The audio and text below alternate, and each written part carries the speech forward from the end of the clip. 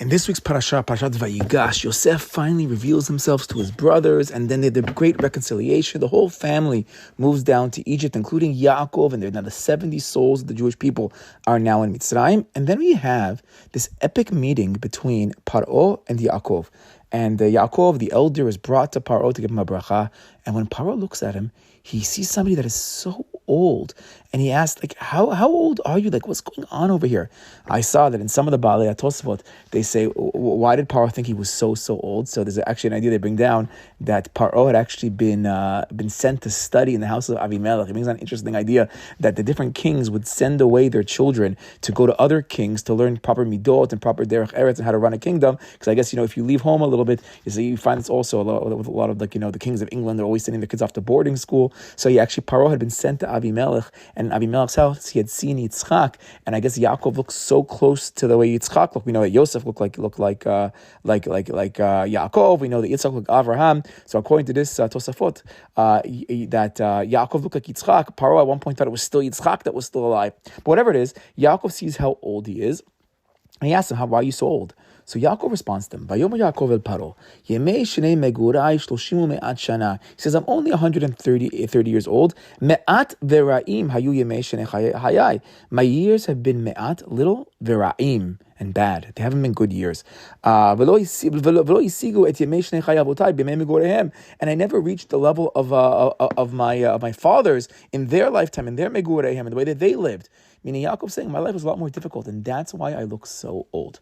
Now, in the past, we've given quite a bit of divrei Torah on this concept of how could he speak like that? What's Yaakov doing? He's saying that he had 130 bad years. We quoted a scary Tosafot. Actually, many of the Baalei Tosafot bring this down in the Pirush on the Torah.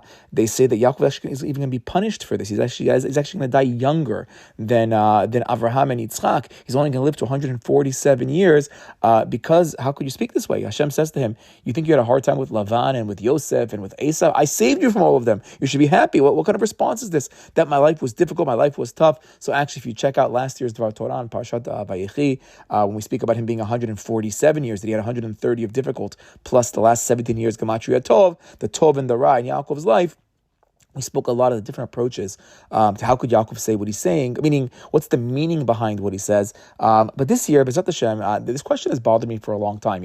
Based on the negative approach of the Tosafot, so really what was Yaakov thinking? How could he speak this way? Okay, Tosafot says that Yaakov actually gets punished for it. But we know Yaakov is the Bechir Sheva Avot. How could he speak in such of a language? Let's try to dan l'kaf zechut. So Baruch Hashem, I found an unbelievable Dvar Torah in the Pituchei Chotam of Abdi Yaakov v'Chatzera on our parasha. He actually discusses what was Yaakov thinking. Why did Yaakov speak this way, and why does he say to Paroah that my life was very, very raw, that there was a lot of problems, and how could he speak that way? So he says as follows: if Charler Moz, we could hint al pi mashama Tana, we could hint to a Mishnah in Pirkei Avot. This is Perek Daled Mishnah Tet Vav in Pirkei Avot, Ethics of the Fathers. Ein beyadenu mishalvat harashaim ve'af lo miyisorei tzadikim. The simple interpretation of this pasuk is we don't have in our hands, we don't understand the shalva, the easiness, the easy life of the reshaim, ve'af lo miyisorei tzadikim, and the punishment, the difficulties that the righteous have. Meaning, why do bad things happen to good people? Why do good things happen to bad people? So on a simple way of reading it, or the classic way of reading it, is that we don't understand these things. But the Pituchei Chotam is going to learn a little bit more literal. We don't have in our hands from the shalva of the reshaim, from the easiness, the tranquility of the evil, and we don't have from the punishments of the tzaddikim. What does that mean? So he explains as follows. He learns a little different. He says, "V'kavanat Tana hazeh alav shalom." What was this Tana teaching us? Ba lomar she'adam hashalem haoved Hashem lo yaseh atzmo min hachasidim hagmurim velo min reshaim. Meaning, he says, we don't have, our hands are not from the tranquility of the evil or from the punishment of the tzaddikim.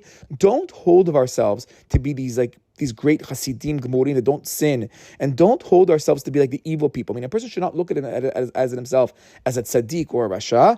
Rak yaseh benoni. Rather, he should look at himself as a benoni, as someone who's somewhere in the middle. It's not the Tanya, the Alter Rebbe's version of a benoni, but on a simple level. The rabbis teach us in the Gemara, leolam yireh adam chatzio zakai v'chatzio chayav, that a person should look at himself. I'm half guilty. I'm half I'm half zakai, I'm half good, meaning a person should see himself as a scale. This is normally like Rosh Hashanah Yom Kippur Torah, that I'm 50-50 on the good and the bad, and therefore I have to try to act as properly as I possibly can, because one mitzvah could tip the scale to good, and chas v'shalom, one sin could go the other way. Says B'tuchei Chotam, V'hine, mi sherubo avonot yesh lo shabbat b'olam hazeh. He says as follows: if somebody has a majority sins, then he has shalva, then he has tranquility in this world. He's explaining why do bad things happen, why do good things happen to bad people? Because Hashem wants to give their reward in olam hazeh, so they can really get punished, the Reshaim, in olam haba. So therefore, the Reshaim are going to have a certain level of tranquility. So he says, whoever has majority of avonot, he should see himself as, he would be like a Rasha. But if a person has majority good deeds, he's going to have difficulty in this life. In order to get rid of whatever little sins Hashem, it says, punishes the good, in order to clean them up, get the punishment in this world, so that the olam haba could be the greatest pleasure possible. So he says as follows: and what does it mean? And this Tana, this Mishnah says, we don't have the tranquility of the Reshaim. He says he's not learning, we don't understand it. He says we don't have it. We don't have the tranquility of the Reshaim. V'af lo minat tzadikim. Shareim be'adin misvei tzadikim. Ve'in anu nechshavim rak b'pkevin olim. V'chol ish hashalem kacha yachshov bedato. He says that a person, we don't have, our life is not full of suffering, so we can't call ourselves tzadikim. And our life is not full of tranquility, so we can't call ourselves Reshaim. Rather, look at ourselves as a Beinoni, look at ourselves as somewhere in the middle, and that's the healthy path in life. And allow the footnotes say over here that on this concept that if a person sees himself as a Rasha, he says, oh, why is my life so good? Because I'm really a Rasha. You're never going to do tshuva because I'm already lost. And if a person says, oh, all this difficulty, I'm a total tzaddik, you think you already made it as well, and you might stop doing the good stuff. So you have to always look at yourself as a Beinoni. But he's saying he's explaining the Mishnah, I don't have all good in my life. I don't have all bad in my life. This is complicated. I have suffering and tranquility because I'm a Beinoni, I'm somewhere in the middle. The Efshar says, back to our parsha, the Zoe Kavanat Yaakov Avinu Alav Shalom. He says that's what Yaakov Avinu meant when he said this to Paroah. He says these last 130 years, or the first 130 years of his life, they were total tsar. Now he explains. Now we said this last year in our Dvar Torah and Vayechi. One approach according to the Zohar. Why did Yaakov have 130 years of difficulty? Because it corresponds to the 130 years that Adam HaRishon separated from Chava, and during those years, there was the sin of the Brit, and now Yaakov, who himself is the image of Adam HaRishon, he's coming to make the tikkun of Gilui Arayot, of sexual immorality. He's fixing that level of sin in the level of Adam, and therefore he has to have 130 years of difficulty. We connected it last year also to the first 130 years in Egypt, when Yocheved is born until Moshe Rabbeinu was born, is the first 130 years in Egypt. Again, we have this tikkunim happening of Adam HaRishon, but Yaakov's 130 years, why was it? Because he really is that tzaddik that gets the Yisurin to fix up the sin of Adam HaRishon. Vehine, he says, he goes on, he says, Yaakov Avinu Alav Shalom, Yaakov Avinu Merov, with his great anava, lo chashav shemayu b'tzar kedei letaken b'kam Adam HaRishon kebo shetiknu avotinu avotav Abraham v'Yitzchak.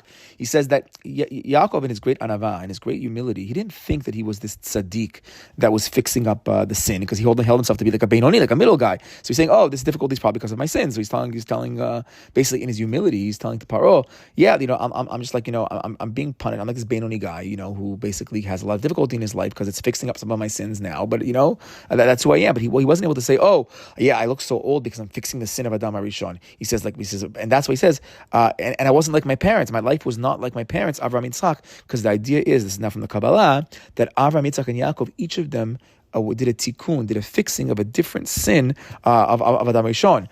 Kimoshe Adua, he goes on, he says, as is known, Avraham tiken pegam avodah zara Adam HaRishon, that Avram, he fixed the sin of avodah zara of Adam HaRishon. We know that Adam HaRishon taking from the etzadat tov hara, when Hashem told him not to, when the snake said, oh, you're going to be like an Elohim, you're going to be like a God. It's called kotzetz bnei tiyot. There's a bit of heresy going on over there. So when Avram Avinu is going to jump into the fiery furnace to give Shay, he's going to die and not give into avodah zara. And he's also going to add a little bit. He's going to spend his whole life trying to teach people about monotheism. Avram Avinu is the one that's going to fix the sin of avodah zara. They also bring down the story of jumping into the fiery furnace, but also destroying his father's idols, literally destroying the idols. Avraham is metaken the sin of Avodah Zarah. Yitzchak tiken pagam shfichut damim. And Yitzchak, now when Adam eats from the tree, now we have death comes into the world. So that's murder. That's the sin of shfichut damim. Yitzchak is going to fix that by being willing to give up his life. Mesirut nefesh on the Akedah, I'm willing to die for Hashem. That's fixing shfichut damim. I guess Avraham had that a little bit with the Kivshana Esh as well. The Yaakov tiken pagam gilui arayot. And Avraham, and then Yaakov Bayaz, he's going to fix the sin of gilui arayot. He's going to fix the sin of sexual immorality. Those 130 years when Adam separated from his wife. We'll get back to this idea in a second. Let's just finish up the piece over here. And why is Yaakov not saying this openly to Paroah? Because in his great humility, he's saying, "Oh no, I just had a difficult life because I wasn't the greatest person. I messed up here and there, so I have to be fixed of my sins. I'm not level of the Rasha."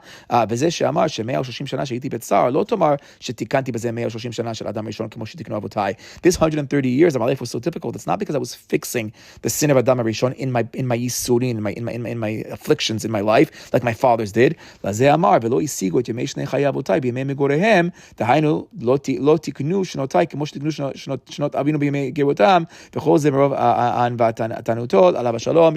he was saying, and that's why I wasn't like my parents, Avraham and Yitzchak and Avraham, who fixed the sin of Adam Rishon. Rather, I just got punished for the sins that I did. Okay, so that is the humility of Yaakov. So why is Yaakov speaking this way to Paroah? He's basically saying, I'm a Beinoni. I'm not a full Rasha. I'm not a tzaddik either. I had a difficult life because I really wasn't the level of my parents. I just did mistakes, and Hashem is fixing up what I did wrong.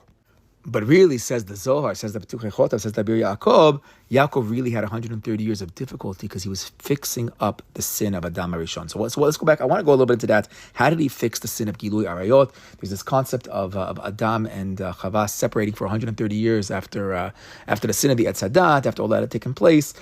He separates from his wife.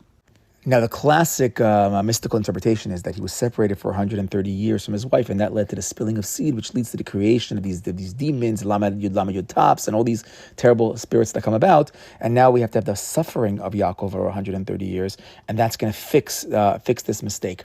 But there's another idea that I saw that's brought down by the mystical interpreters that say that Yaakov actually that Adam Rishon was with his wife too early, that he and Chava were together before Shabbat, and really he was supposed to wait, just like we said, an idea that the Etz Hadat, again, Dat is also this concept of the coming together. Adam Yadat, Chava, Dat is that coming together. They really were supposed to wait to drink from the wine of the Etz Hadat, according to the mystical interpretation. They were supposed to wait for Shabbat to make Kiddush. So there's also an idea that Yaakov was supposed to be that Adam Rishon was supposed to be with his wife, Chava, wait till Shabbat, but he was a little bit too early. And that's why Yaakov Avinu is going to have to go through a major tikkun, and that's why he's going to have to work so hard. He's going to have to work 7 years for Rachel, and ultimately there's going to be the old switcheroo, and he's going to have to work another 7 years, so 14 years, so he can have both Rachel and Leah, meaning you have to work a little bit harder. Yaakov is not getting married at the youngest age because he has to now work an extra 14 years in order to get to his wife, in order to be the Zocheh, to bring about Rachel and Leah. And that, the Holy Zohar, they have a footnote in my Petuchei Chotam, quotes the Holy Zohar, that was the idea that he has to become now an Eved to Lavan and work so hard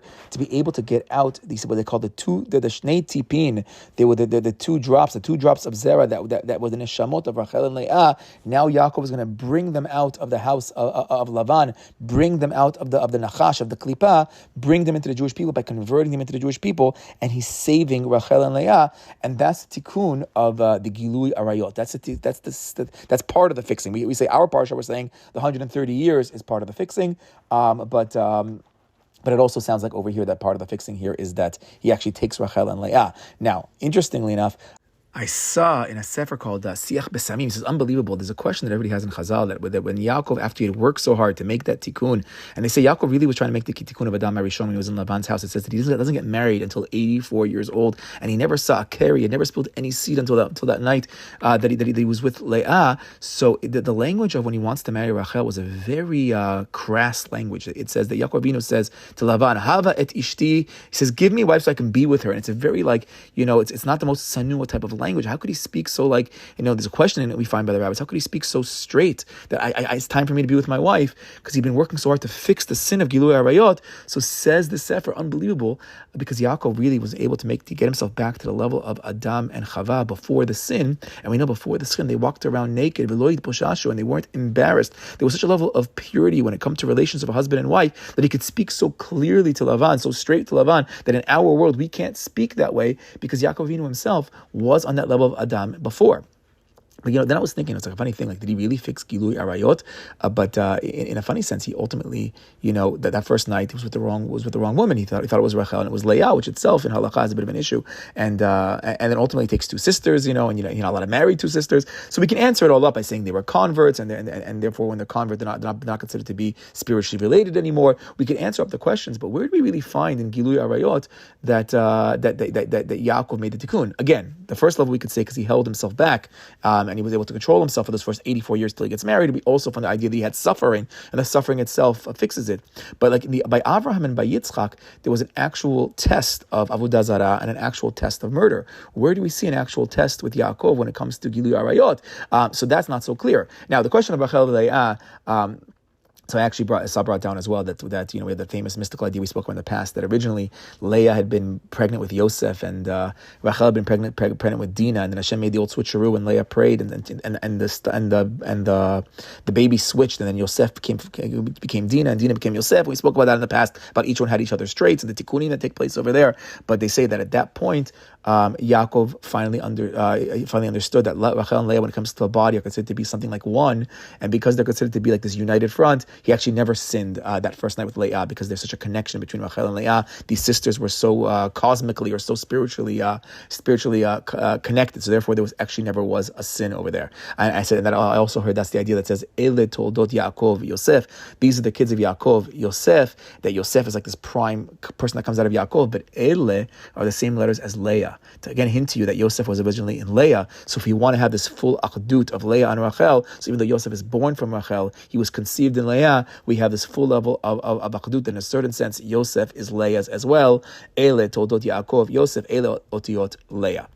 And I saw that idea in a sefer called Alfei Yisrael, and he also adds over there, that's why Leah always felt snua, she always felt hated, because Yaakov always thought, maybe I messed up, I didn't fix Gilui. I tried so hard, 84 years, I'm holding myself back, try to fix Gilui Arayot, and now I'm with Leah instead of Rachel. I got confused, but that's why when Yosef was born, there's this great simcha, because he realized, okay, no, now everything is okay, now I fixed the problem, because they really are one neshama. But then they explained that that's a little bit of the hint when Yaakov is saying to Paroah, even though Yaakov says he's saying in humility, not holding himself to be fixing the sin, but he really was trying. And the idea of the ra'im, so they say that with the concept of ra is a hint to Gilui Arayot, because we know that when Yehuda's son heir messes up, he does what's called Ra, and they say Ra is an issue of spilling of the seed, and therefore that's why the concept of Ra and Ra'im is going to be this concept. But ultimately we know that Yaakov is going to fix the sin after these 130 years, and that's why the last 17 years of his life, when he's going to be living in Mitzrayim is known as Ervat Haaretz, it's the place of the real nakedness. But now when we have a complete Yaakov who fixed the sin of Adam HaRishon, now we could have Tov. So we're talking about the Etz Hadat, Tov Vara. The Ra aspect was now fixed up, so now we could have the last 17 years of Yaakov's life being the giving the gematria of Tov, the good, and he can really fix in the Ervat Haaretz the sin of the Ra. But I want to close with one more idea that I saw. This is now from the Petuchei Chotam back in Parshat Vayeshev, where he kind of asked the question, okay, but we don't really see Yaakov do a great statement of fixing the sin of Gilui Arayot. We don't really find like this massive moment like we found by the other one. So maybe there's another hint to where did Yaakov fix the sin. Okay, so let's go. This is now in Parshat Vayeshev, the very beginning of the parasha. One of his first on the pasuk. Eile toldot Yaakov Yosef. These are the children of Yaakov. Yosef says the Petuchei Chotam in a later answer. Inami, or we could say, if Shar the fresh ofen acher, we can explain as follows: the Amar beZohar Kadosh, says the Zohar, the Adam HaRishon kishavar mitzvat aseh the Etz Hadat tovara, when he sinned with the Etz Hadat, avar al avodah zarah v'al shvichut tamim v'al gilui arayot. As we're saying from the Zohar, Adam HaRishon sinned with, in that one sin, or in that beginning sins over there, he sinned with avodah zarah, shvichut tamim, murder, and gilui arayot, sexual immorality. U'geshabau Avraham veYitzchak veYaakov tiknu asher b'gam Adam HaRishon, and Avraham and Yaakov, each one in their own way fixes the sin. Avraham tiken avodah zarah kishish Be'or Kasdim. Avraham fixed the sin of Avodah Zarah when he threw into the fiery furnace.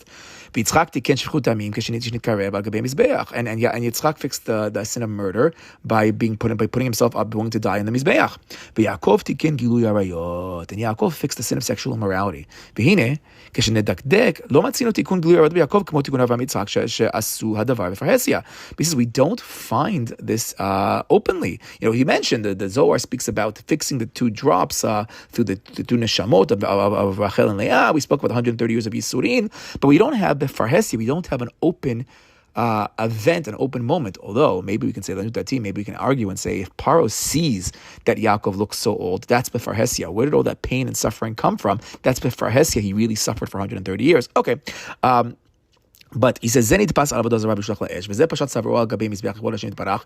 Avraham Yitzchak did great acts to fix the sin. Aval Yaakov lo matzinu sheba liyado davar erva mamash. We don't find a real sin of erva when it comes to Yaakov. Actually, we said the one erva we seem to find is that he married two sisters, which is and he confused the nights who was who in the first night. It sounds like maybe he messed up with the erva, although we saw that the Mekubalim answer that up. But we don't find a great act of fighting against Gilui Arayot. We don't find that. אמנם, ממה שכתוב בזוהר הקדוש, ליעקב יוסף גוף אחד נחשבים, משום דיעקב רמוז בגוף ויוסף רמוז בברית, וגוף וברית חשיבין חד, וכיוון דגוף אחד נחשבים, הרי יוסף נתנסה בעיות ועמד עמידה גדולה, ונחשב כאילו יעקב בעצמו תיקן גילוי עריות. Okay, wow. Massive chidush. He says that no, that pasuk in Vayeshev, Ele Toldot Yaakov, Yosef, that Yosef is this extension of Yaakov. They actually says according to the Zohar, Yosef is an extension of the body of Yaakov. Then now they're getting a little bit Kabbalistic, but they say Kabbalistically, Yaakov symbolizes the midah of Tiferet, which is like the goof, which is like the body. In the Yud Kei Vav Kei of Shem Hashem, it's the Vav of the Yud Kei Vav Kei. Yosef, we know when it comes to the midot, he's the Brit, he's the Tikuna Brit, he's the actual fight against the Gilu Arayot, and the Brit is the end of the body.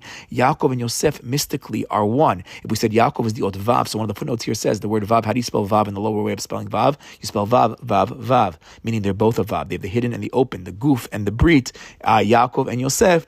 Yosef is now the extension of Yaakov, and he says because they're considered to be like one, Ele Todot Yaakov Yosef. We know we have the other Dvar Torah that they're the Esh and the Shalhevet. They're the fire and the flame. Yaakov and the Yosef are united. So when Yosef is openly gets tested with arayot, with this Eshet Potifar tries to rape him, and he jumps out the window and he fights back. That open befarhesia, Yosef fixing it. Yosef is the extension of Yaakov. V'nechshav ke'ilu Yaakov be'atzmo tiken gilui arayot. Then it's as if Yaakov himself fixed the sin of gilui arayot. So what an unbelievable Abir Yaakov B'Chatzera, that ultimately Yaakov fixes Gilui Arayot. We have it with Rachel, with Leah. We have it with the birth of Yosef, and now we're saying Yosef himself as the extension. We have ourselves the Tiferet and the Yesod. We have the Brit. We have the full body. Yaakov and Yosef together, the flame and the fire come together, and with that, Yaakov fixes all those sins, and that explains those first 130 years where the two of them seem to be separated. He thinks that Yosef is dead, but now Yosef is alive. Now again, he has a second simcha. I'm with Yosef all over again, and now we can actually make the full tikkun. And now the Ra'im is over. The Ra is done. We fixed the Tikkun HaBrit, and now we can have the last 17 years of Tov, where we can make even bigger Tikkunim in Mitzrayim. Shabbat Shalom.